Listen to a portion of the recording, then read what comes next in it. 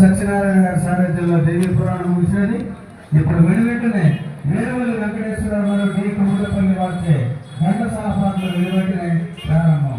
5 గంటలకు శ్రీ తాండవ నృత్యాన్ని కేంద్ర దేవరం వచ్చే కూచిపూడి జానపద నృత్యాలు గురువులు లక్ష్మీ స్వరూప గారి సారథ్యంలో, 7 గంటలకు డి రఘు బాలగురు వచ్చే మ్యాజిక్ షో, రాత్రి 8 గంటలకు మావులమ్మ నాట్య మండలి సమర్పించు కురుక్షేత్ర నాటకం.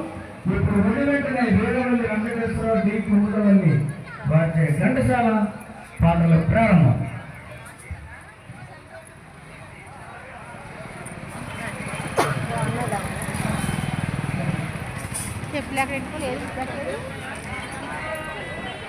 హలో దేవారం